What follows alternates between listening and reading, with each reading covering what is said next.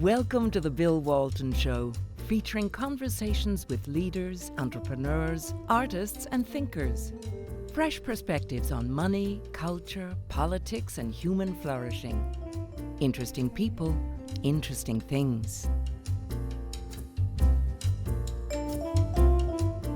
We often use the phrase follow the money, and today I'm with two people who are among the best at following the money. Scott Walters, president of Capital Research Center, and senior vice president Kristen Eastlick. I hope most of you know about Capital Research Center, but it was founded in 1984 to investigate and expose how foundations, charities, and other nonprofits use their money in politics and advocacy to undermine America's free market, constitutional government, and our individual liberties. Scott's written an outstanding, and as I mentioned when he got in here, deeply troubling book about one of the lead players on the left's money machine, the Arabella Network. His book is titled Arabella, appropriately. We'll get into what's in the book, but it's it's a dark money operation, which so-called, that really at its essence is a for-profit entity in the middle of it, Arabella Advisors, which deploys billions of dollars every year through half a dozen nonprofit entities, and taken together, they control over 500 smaller projects, pop-up groups. They masquerade as grassroots movements, and they seek to influence elections, policymakers, and all of us, the public, through their campaigns using those billions of dollars. It's something we need to be watching, be concerned about, and I hope do something about. So, Scott, Kristen, Thank you glad for you're having here. Scott, let's talk about the book. You're the principal author of this, and it's terrific. It's accumulation of a lot of work, I know, with Capital Research Center, and I highly commend everybody to get to your website because you've got what's in the book plus a lot more. And if you want to really track what's going on in the political world, the money world, that's the place to go. Well, thanks so much. Yes, we actually have two websites, the capitalresearch.org and then also influencewatch.org, which Kristen oversees. That's sort of our Wikipedia of the left. But you will lose 5 hours of your life the first time that you go there because you're just going to go down rabbit hole after rabbit hole because it shows all the interconnections. Yeah. We try to look at all of the different influence networks and see how they're connected to the funders, how they're connected to the subgroups, how they give money to one another, their founders, their history, and some of the financial history that goes into the organization. We'll be the ones to cover the scandals and the malfeasance that also happens in that world, where some of the other sites tend to gloss over that. Let's talk about Arabella. When did it get started? Who founded it? And Sure. How's it grown over the years? It was founded, roughly speaking, in a garage. That is to say, it wasn't a big deal when it first started. It was started by Eric Kessler. He had served in the Clinton Interior Department, and he came from a wealthy family, a fossil fuel-related family. That's so common, especially in groups that do a lot of environmental work. And his parents had sold for hundreds of millions of dollars their auto parts company when he was a young man. And that sort of is what brought him into the philanthropy world. So it starts in 2005, and it has well under $1 million in revenues for its one, at that point, nonprofit.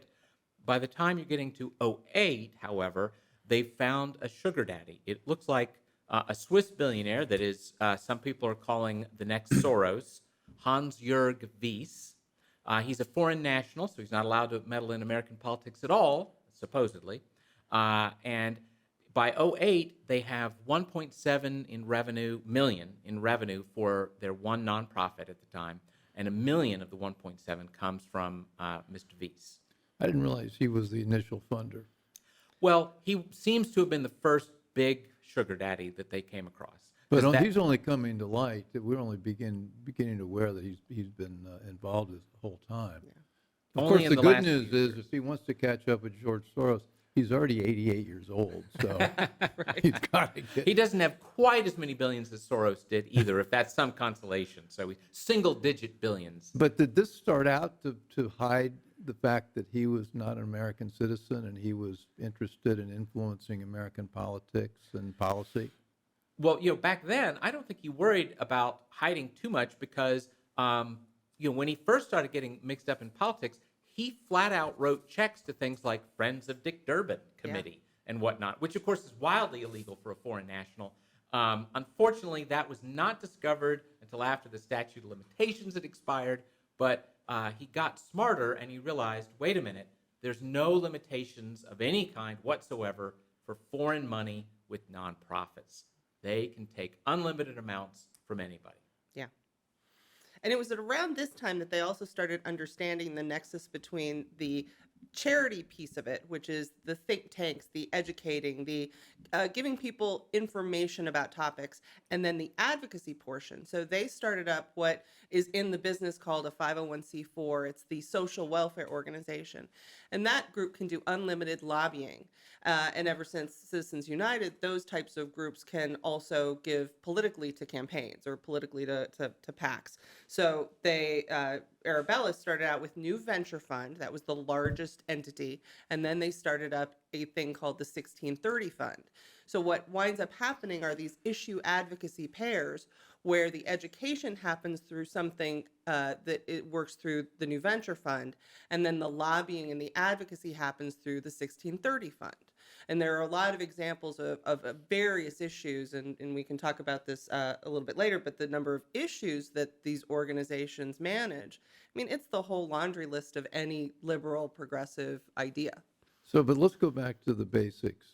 The way you can give money is you can give money to a campaign or a politician. You can give money to a 501c3. You can give money to a 501c4. And what's the difference between a C4 and a C3? The easy way to put the C4 is to give you just a couple of great examples, right? The National Rifle Association is a C4, and it can endorse candidates and register voters for a party and lobby, things like that. A C3 is the kind of only entity that you get a tax deduction for. Now, there's two sides to the C3 world. One is the private foundation side, like the Ford Foundation, or if you set up your own, the Walton Foundation, whatnot. I like that idea, except I think the name's already been taken. Yes. Well, and be careful about you don't want a foundation to be permanent. Make it have a limited life. But Okay. But anyway, so there's that private foundation side, right? And then the other side of the C3 charitable world are the public charities. So that's your place of worship. That's the Boy Scouts, Salvation Army, think tanks like our Capital Research Center, Heritage Foundation. Those are public charity C3s. And in all those cases with the C3s, you get a tax deduction for giving them money. So is there another channel? Are there C5s? These are all codes, and Oh, these are all it chapters goes all the in way Internal to Revenue It Code. goes all the way to I've looked- C27. C27. But I'll spare okay. you. But Let's let me in. get C5s matter though. You know C5s. C5s are unions. Yep. Okay. And you also know C6s. They're called business leagues, but the most famous would be Chamber of Commerce. The Kochs also created their Freedom Partners, which was the C6. So there are some C6s. So that these matter. are entities that if you give money to it, it's not tax deductible, but they themselves don't pay taxes. Correct. They're a nonprofit. There's tax Exactly. exempt. So there's this big, Yep. vast, very confusing nonprofit network, and there are all these rules. Correct. But it doesn't seem like Arabella plays by them, or do they? Well, the basic structure of the way Arabella works is not itself illegal, and in fact, they weren't the first ever to do such a thing.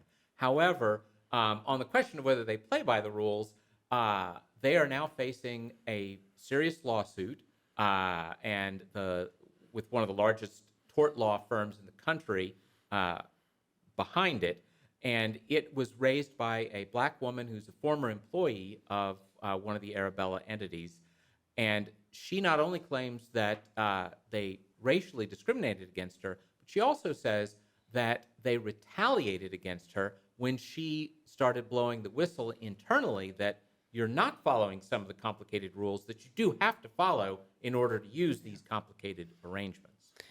We maybe should explain a little bit more how it's organized. Think about it as a little bit of a pyramid. So Arabella Advisors is a private company. It's called a philanthropic services. It provides some consulting to big philanthropies, but then through that they began to run. So the second tier are these nonprofits, and they actually run 7 different nonprofits. Most of them are 501c3s. They have 2 501c4s. No, up to 3 now. That's right. They've just added another. This is a group that does keep changing. So they have, again, these 2 different structures, and these nonprofits then pay Arabella Advisors ostensibly for accounting and bookkeeping and HR services. But they also, of course, can coordinate then with all of the different pieces involved in a public advocacy campaign. And then under the third, the largest bar is then the projects that run underneath these nonprofits. So there would be a campaign perhaps for an election cycle to convince, I don't know, Montana voters about marijuana ballot initiative. That could be a campaign run by one of the nonprofits. But all these have shared a common interest. They're on the left, and they have their issues. They have climate. They have the labor issues, abortion, and we need to talk about Warren Buffett. But it's so this is the usual suspects of the left's issues, and they run through all of these entities. And where's the money come from? Well, from lots and lots of places. However, we already talked about Hans-Jörg Wyss. He's given $250 million over the years to the Arabella world, another $250 million to other nonprofits. But Bill Gates is actually one of the larger donors through the Gates Foundation. Soros's philanthropies have also given many millions. Mark Zuckerberg has given tens of millions. In his case, it tends to be mostly in the civil justice reform area, which in other words, influencing elections. Well, yes, DAs and also the policies, like should we have bail and things like that. So, but there are also companies, there are foundations like the Ford Foundation, the Rockefellers, Kellogg. I mean, it's the whole household name. The 3 founders or the 2 founders of Hewlett Packard, their foundations are both giving money. Now, they're in the business of giving out money. Why would they give it to Arabella and not just do it themselves? Well, that, of course, is a fascinating question because they don't have to do it through Arabella. But on the other hand, Arabella has become very skilled at the kind of advocacy or educational, quote unquote, efforts that these folks want to do. So Plus, they know how to organize the people, organize the systems, get the PR done, write all the papers, all that stuff. Exactly. Whereas these other foundations don't have that. It's almost like this is a political campaign firm, but for ideas, not for candidates. Okay. And so they've got all this different specialties that might be involved in doing that, all the things that you just said. What's particularly interesting, though, is that because all of the leadership is organized at that nonprofit level, you can't really look at the board of directors of one of the ideas, one of the campaigns. You can't see, okay, who's influencing this? All of it gets masked by, it's the New Venture Fund Board of Directors. It's the 1630 Fund Board of Directors. These are the 5 entities. These are the 5 entities, or the 7 entities now that run the smaller campaigns. There are 6 in the book. Exactly, They keep popping up. Okay. Why five or 6 different ones? What's the skullduggery behind that structure? Well, again, we can't read their minds, but there's some specialization. So, for instance, the abortion issue got raised. There's one of them, Hopewell, that especially sort of focuses on abortion issues. There's the Windward Fund initially was one of the top 4 environmental issues. But the other fascinating thing is the money flow in and among all of these different entities is amazing. It's typically $100 million, sometimes $200 million in one year that just is given back and forth between all the different entities. Now, that is truly a mystery that we have not solved. They're giving money to each other? Yes. Correct.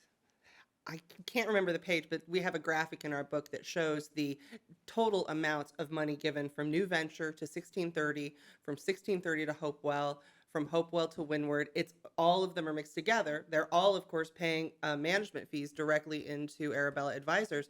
but it almost looks like a spiral. It's a spider web of all of the different money. It's, think about it as though you're working at a public company, say, and you're taking money from one department and giving it to the other in just a whirlpool of activity. It's hard to figure out who's doing what. Yeah. And sometimes they literally exchange. So entity one gives money to entity two, and entity two gives money back to entity one. It's an amazing operation. And by the way, the one thing, now we don't have evidence of this, but I would love to see investigations into it. The suspicion, of course, is that sometimes the C3 charities may be giving money to a C4 group to do C4 political work, that is not kosher. It's possible for a C3 to give to a C4 legally, but it has to be for certain restricted purposes. And no one is, of course, ever checked or even asked whether So this is all sounds, being the conservative groups I've been involved with are very, very particular about C3, C4. You can't do this because it's political activism, so it's got to stay in the C3. And of course, the donors like the C3 better because you get a tax deduction. The C4, though, you can play a lot harder ball game than you can with the C3, because the C3 is just supposed to be educational. Correct. So the game is, and conservatives don't play this game. They're very scrupulous. I'm sure somewhere somebody's done something that's crossed the line, but not very often. Seems like they're using this as a way to get C3 money to do C4 things. Well, that, as I said, I have no evidence that they've done it in an improper way. Come on, Scott, you've written a whole book about it. No. But you gotta have some. Well, actually, that lawsuit is fascinating because in the lawsuit it shows from the documents that have been made public so far, it certainly seems to suggest that they had a C3 that was completely operating a C4, and that the way that the documents imply that would not be kosher. But then we have this whole IRS problem, because the IRS, the way to think about the federal government is that Washington, D.C. voted about 96% for Joe Biden, and the surrounding collar counties in Maryland and Virginia had similar bias level. Well, those people all work in these agencies. Yeah. And these people work in the IRS, and they work in the Justice Department, and so there's this incredible left bias in the IRS. And so when they go after nonprofits, they tend not to look very hard at people like Arabella. They look harder at the Tea Party. No, exactly. And that's something that, you could put it this way. It's Lois Lerner all the way down. Yeah. Right. She may now be enjoying... She just was the one that was plucked out of the crowd. And they have been defanged. And then, of course, budgets are reduced for, as result of some of that activity, which is fine, but then there's less and less of an appetite for any kind of enforcement, both because of resources and because, well, we really don't want to look at these things. It's harder for us to ask questions because we're going to get smacked whoever we look at, because certainly they would get smacked if they were really investigating some of the left-wing groups. It's Bill Walton. I'm here with Scott Walter and Kristen Eastlick of the Capital Research Center. We're talking about the dark money network, which is Arabella, and we're gonna find out. We're gonna go deep. We're gonna find out about this. So let's do that. They're lined up with these 7 groups now based on issues, and one of them's abortion. And one of the things, I'm a money guy, and I used to read Warren Buffett religiously for all his investment ideas, and followed Berkshire Hathaway. I was stunned to find out that the Susan and Warren Buffett Foundation has given more money to the abortion industry than any other single entity on the planet. It's almost $6 billion. Yes, it's shocking, and almost all of that going through Arabella's Hopewell Fund. Okay, well, that's where I wanted to go with this. So Warren Buffett would give money to Hopewell, so he doesn't have to have the Warren and Susan Buffett Foundation on the donor list. Or how do you know that? Well, is it really? It's unclear. Yeah. The Susan Thompson Buffett Foundation has to disclose where it gives grants. So it has disclosed that it gave grants to the Hopewell Fund run by Arabella. So that's the part that we know. And then we also know that Hopewell spends most of its money fighting all kinds of abortion battles. And it could be that Hopewell is just the organization that has the left has coalesced around to come up with these campaigns. And then it becomes, oh, well, we have this idea, please fund it. And the funding goes through from a large foundation into Hopewell to run a smaller campaign that you might not know the name of specifically. Okay, well, I don't think we ought to make it sound that innocent. I mean, the whole thing goes back to population control. Warren Buffett believes there are too many Right. people in the world. Bill Gates believes there's too many people in the world. Bill Gates' father was on the board of Planned Parenthood. Mm-hmm. I mean, these people don't like human beings. They want fewer of us, and they think abortion is one of the best things they can do to cut back. Our challenge is that because of the structure, it's what we can prove. Well, Yeah, but I will let me give you a really scary story because you haven't finished the book. This is at the very end of the book. But I read the last chapter. I read about what we can do about it. oh, Yeah. okay. Well, then you read too about David Brower. I didn't read that. Maybe I missed. Well, Okay, let's go to David Brower is the guy who radicalized Eric Kessler, the founder of Arabella. So Eric Kessler is an undergrad in Colorado. Right. And he has a come to Gaia moment because this Enviro guru gives a talk at his Gaia school. is the word for some. The earth, it's The earth, earth. the earth The earth guy, worshipers the earth call worshiper Gaia. guy. Yeah, Okay, if you worship yes. Mother Earth, she's Gaia. Okay. So he had a come to Gaia moment, and as this kid, like some Columbia student, right today, gets radicalized. We all And went through that phase. We got over it, though, by the time we were 22. Anyway, so he's still. But let me tell you about this David Brower guy. First of all, he had been in previous years, this is around 1990, previous years, he had run the Sierra Club. He'd been so radical and political there that it lost its tax exemption. But that was a long time ago, back when the IRS might actually hurt you for that. And then he goes on to found other places like Friends of the Earth and Earth Island Institute and League of Conservation Voters, which to this day is a crucial buddy and ally of the whole Arabella Network. But anyway, here is what we found: the manifesto for one of his environmental groups in the 70s. And now our climate apocalypse is global warming. But do you remember what it was in the 70s? It was population bomb, right? We're all going to die of famine because there are too many people. Club for Rome. Yeah, all those fine folks.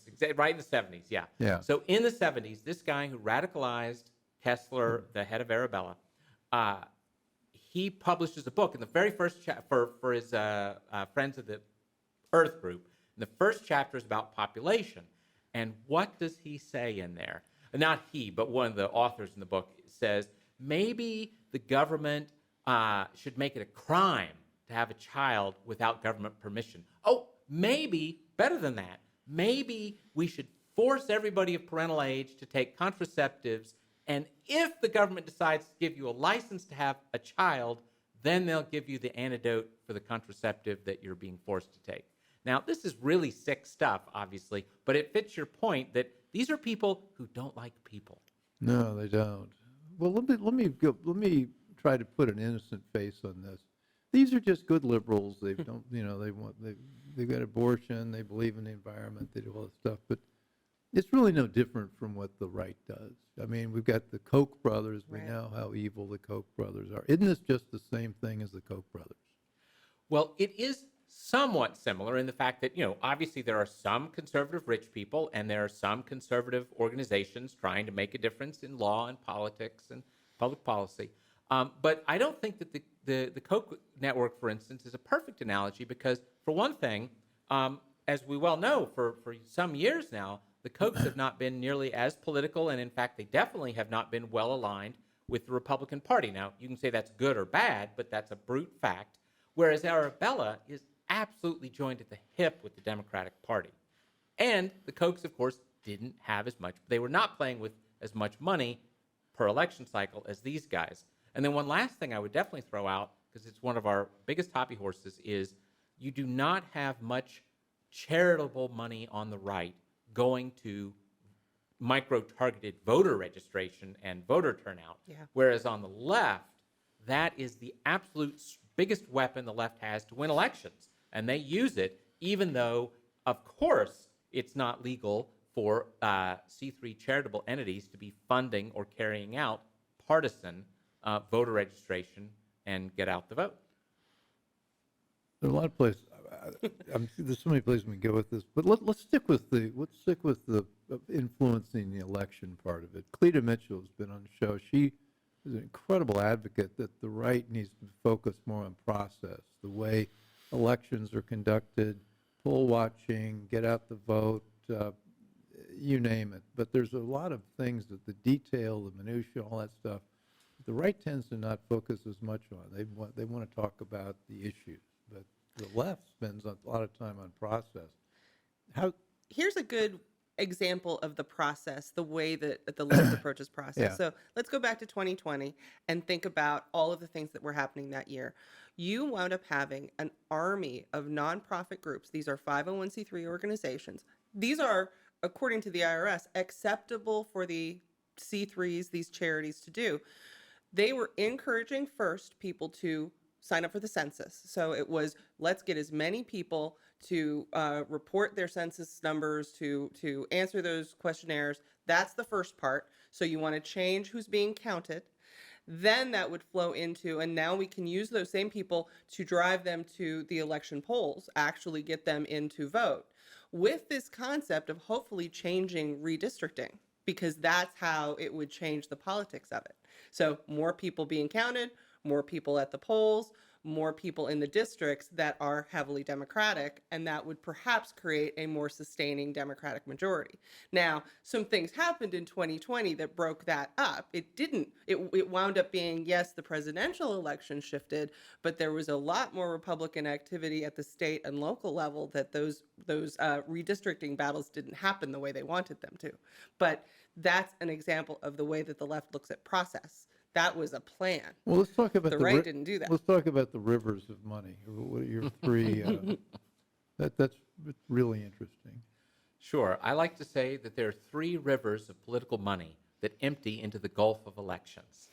And so the first river is so-called hard dollars. I didn't realize this was a book of poetry. Well, it's important to have good metaphors. I so agree. So the first river is what in D.C. they call hard dollars, right? And that's what people, normal Americans, think of as political money, right? I write a check to a candidate. I write a check to a party, right? Or a traditional PAC. That's the first river. The second river is a little murky. People talk about dark money, which is originally was coined to mean the C4 groups like the NRA and League of Conservation Voters.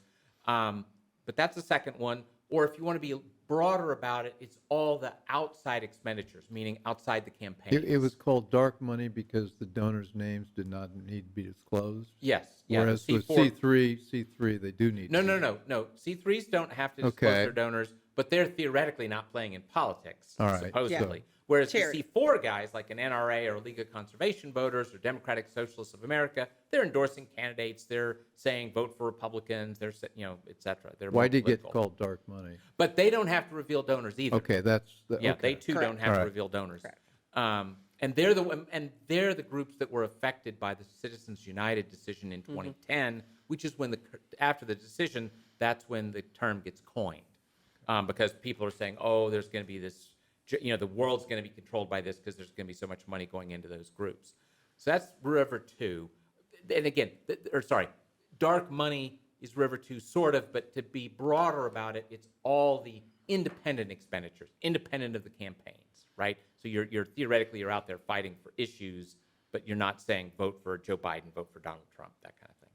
Now, the third river is something that only Kristen and her team at Capital Research studies, and that's the C3 charitable river, right? Now, we don't mean by that all of the charities, right? We don't mean your house of worship. We don't mean the Boy Scouts, the Salvation Army, Goodwill. We only are looking at the C3 groups that really do play in public policy, right? So think tanks, the educational arms of things like Planned Parenthood, most of those places will have a Planned Parenthood educational foundation, that kind of thing. That's the C3. Now, the first thing is to understand the size of those three rivers. The hard dollar first river in the 2020 cycle, so this is 19 and 20 and left and right, it's around $14.5 billion. The second river, in the broadest definition, right? So all the outside or independent money, which is this dark money groups plus the super PAC groups. Super PACs do have to disclose their money, who gives them money.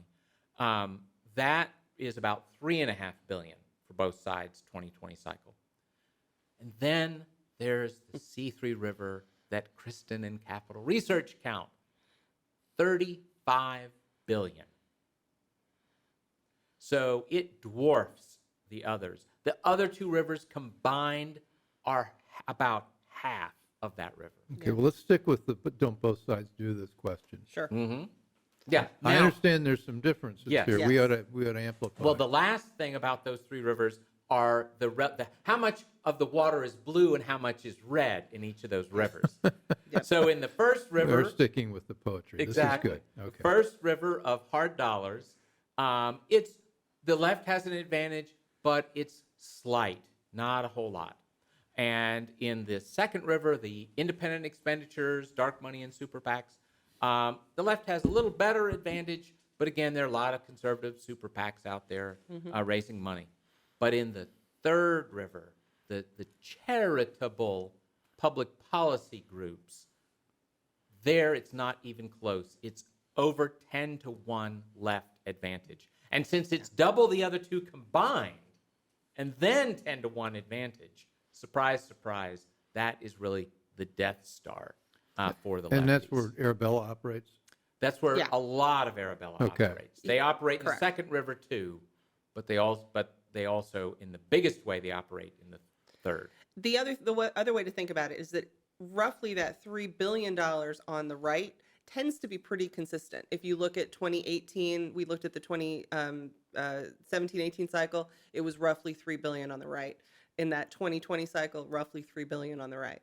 It's the 30 that went up. There was a Trump factor in there that I'm sure happened with the nonprofit advocacy, but it's still that same small amount that's consistent. So does the money matter?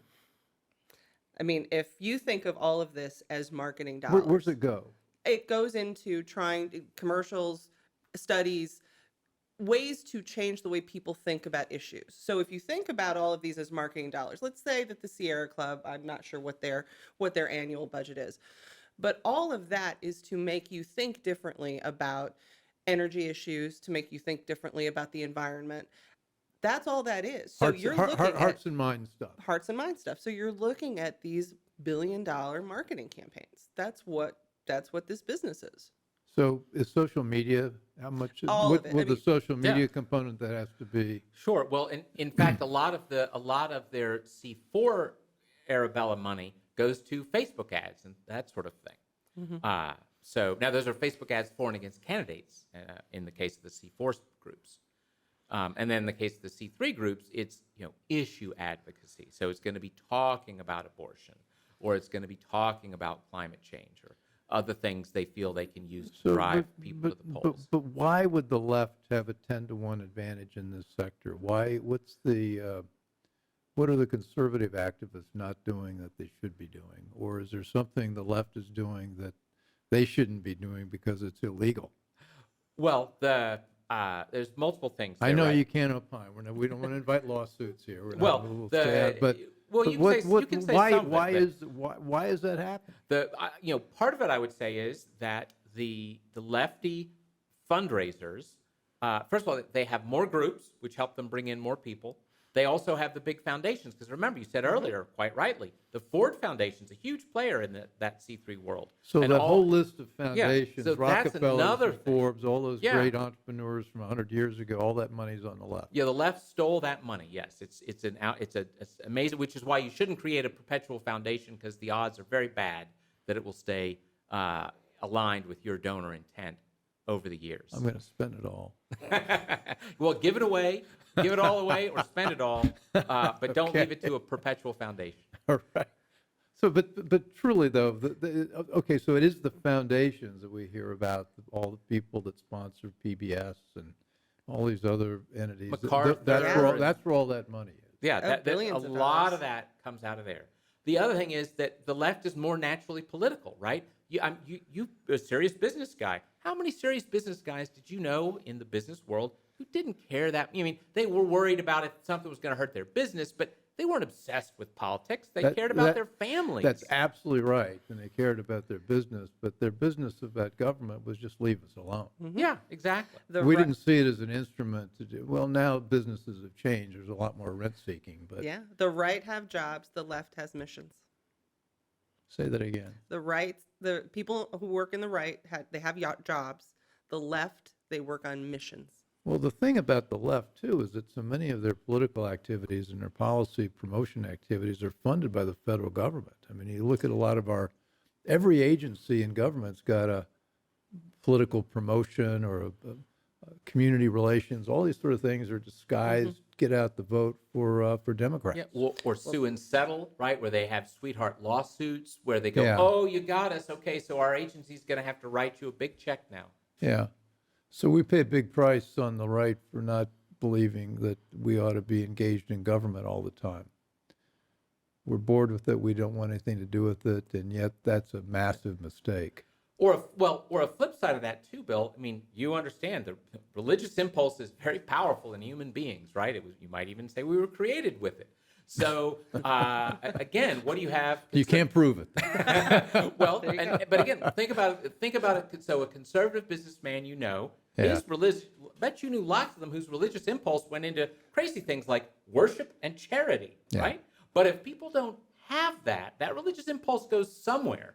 So it goes into the left's apocalypse, whatever today's apocalypse might be. Climate. And then it goes into the left's salvation things, right? Here's how we're going to save You were the interesting world. about that in the book. What's the motivation, you think? And we're speculating here. Absolutely, We're not going to. but Yes. Let's speculate on why we believe they're so committed to that. And you also have a psychological profile.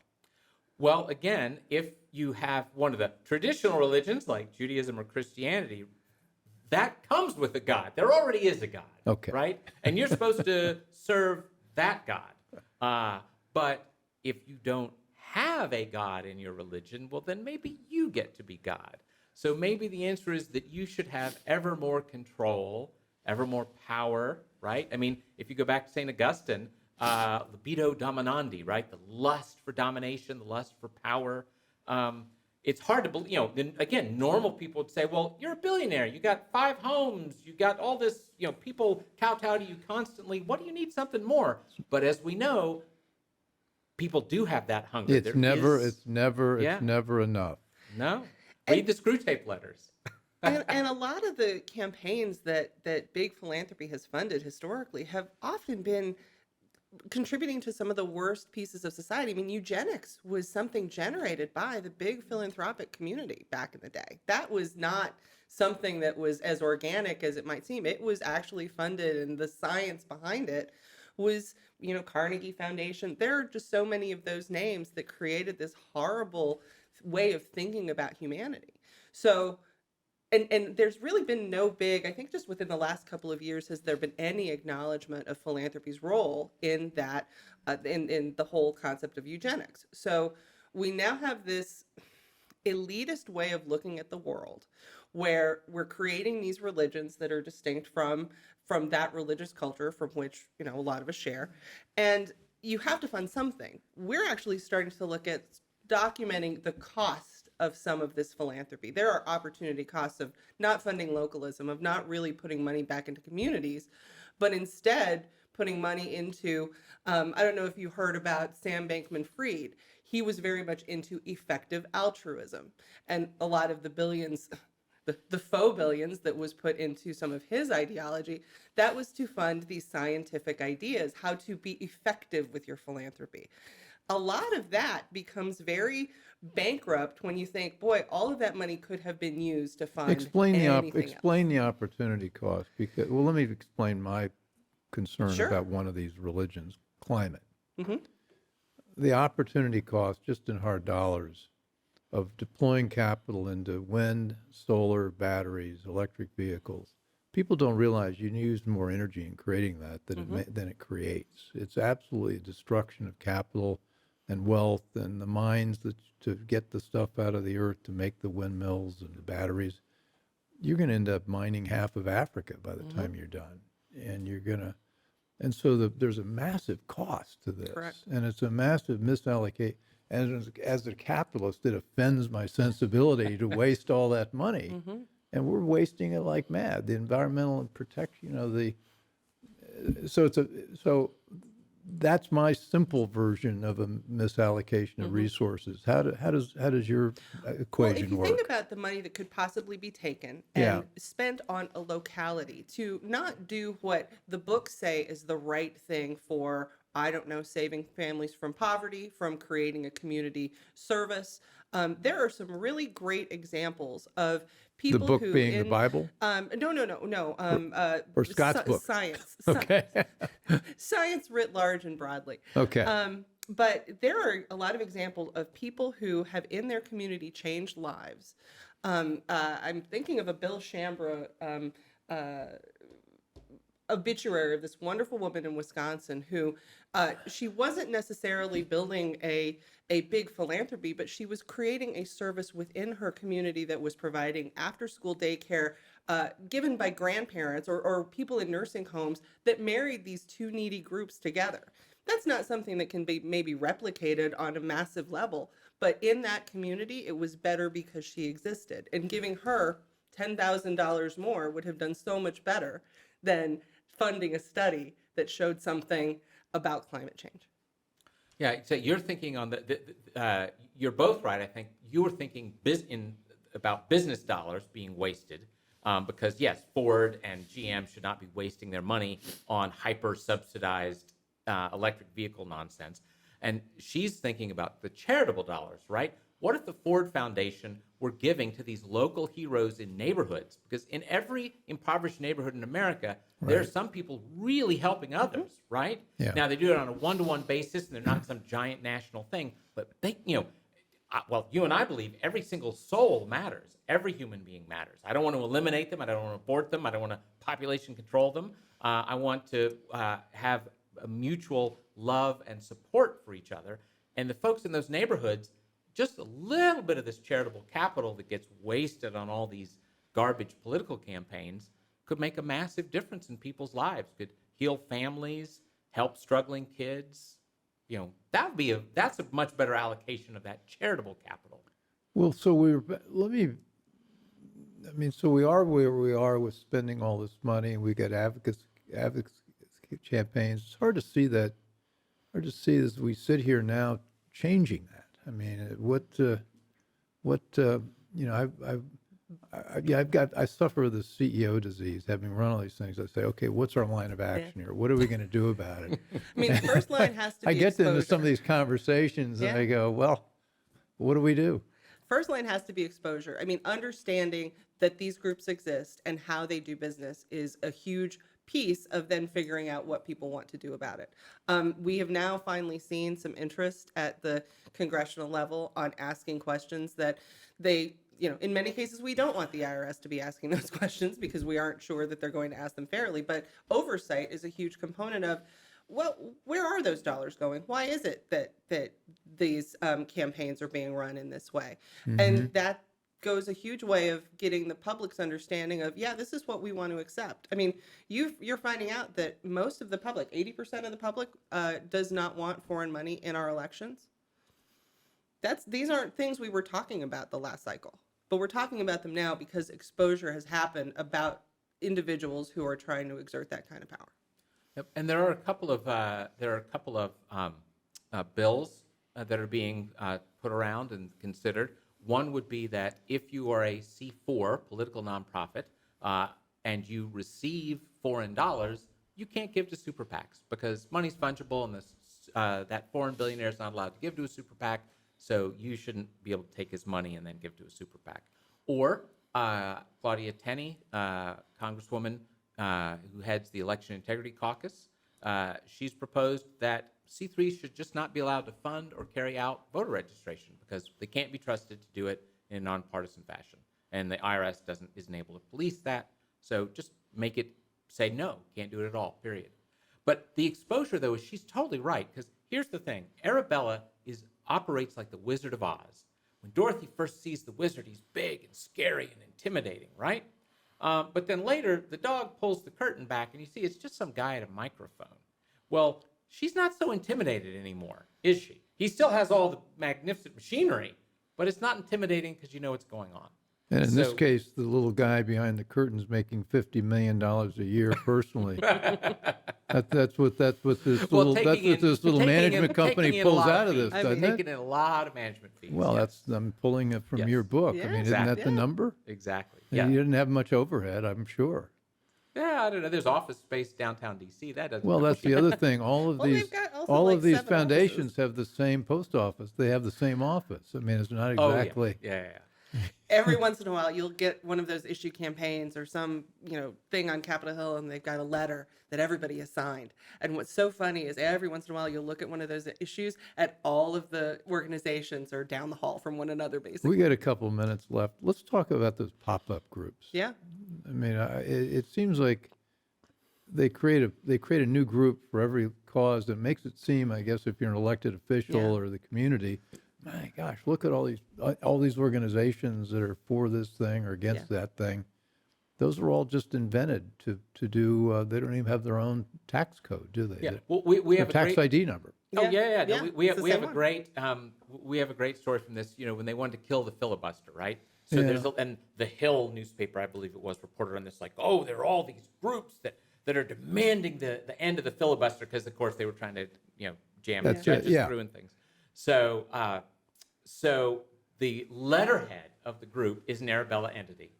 And some of the first places signing are literally just other Arabella pop-ups. Yep. And then to the extent there were some groups who weren't actually inside the same office, there were 17 groups receiving money from Arabella who signed the letter. So, back when you had a business, right, if you were trying to fight some, zoning issue or tax issue, it'd be like, you had everybody who was standing around the water cooler with you put their names on the letter and you send it up to the Senate or something. And of course, they would have laughed you out of the place, but you just weren't as sophisticated as Arabella. What do you bet that they're now working with an AI application to make those 500 pop-ups, 50,000 pop-ups? That's entirely possible. It's going to be madness in a few years. What we do know, and is worth sort of pointing out for your audience, is that this organization is really active in state ballot initiatives. So if you happen to live in a state where you can bring an issue and have it voted on by the public directly, a lot of the groups that then fund those campaigns often are Arabella groups, and they might be actually structured as Arizonans for Healthcare Now or something like that. So it might sound like it's a homegrown group, but instead it's just an Arabella. They're really good at advisor. names. They're very good at names. There seems like everything has got a motherhood and apple pie name attached to it. Good governance. Well, let's. I want to keep talking, but we've always run out of time. So what should be our takeaway from this? First, everybody should buy the book, read the book. A lot in there. Some of it's kind of disturbing. I mean, I was dismayed to find that my old investment hero, Warren Buffett, was a baby killer. And I'm going to go home and burn all my Warren Buffett annual reports. I mean, that was really upsetting. It's almost $6 billion. Huge funder. Yeah, no, it's well, as you said, and his buddy Bill Gates is big population controller. Same thing. Yeah, it's a sad. And his partner Charlie Munger, all those guys, all those folksy guys in Omaha, really in the abortion business. Yeah, no, it's well. Again, I don't think you can explain it without the religion factor. If you have a religion that says every human being is precious, you look at the world differently. And if you don't, if you're the God of the world, well, then your name may be Moloch. Should we make that the last word? No, I don't think so. let's give a plug for Capital Research. CapitalResearch.org. We do a weekly email that has our greatest hits of Kristen and her team's research every week. And then also, I'm on that list. It's great. Oh, thank you. InfluenceWatch.org is our Wikipedia of the left. You want to have that bookmarked? A Senate staffer just a day or two ago was telling Kristen and me. Yeah. I always say, like, now, do you know about Influence Watch, right? He laughed in my face and said, when I open my browser, it automatically opens in a tab. Oh, that's great. Yeah, we have lots of Hill staff will say we vet every single witness at our hearings against Influence Watch. And we have foundations that will say if a new grantee comes to us, we vet them against Influence Watch. We get 12,500 pages, and I am having a hard time keeping up with all of the new entries of organizations that I didn't know about last week. It's amazing how quickly the number of nonprofit groups, PACs, individuals, activists are, we need an Influence Watch page on them. We need an Influence Watch page on them. They're having an impact, so we should probably have some background on them. Well, keep it up. We need you. Thank you. We need you. I've watched what you've been doing for years, and it's just it's amazing how much research you turn out. So more to come. We'll have you back, and we'll once we've got Arabella outed, then we can move on to the next giant. Okay, so Scott Walter and Kristen Eastlick, thank you very much for joining, and thank you all sir. for joining. Hope you found this interesting and unique in the kind of things we're talking about here. You won't find much of this on cable or sort of regular media news channels. And so, as always, you can find the Bill Walton Show on all the major podcast platforms. We're on CPAC now on Monday nights. We've also got a Substack page. Please submit your comments about this show and other shows you'd like to see us do. And as always, stay tuned, and we'll try to make the next one interesting as well.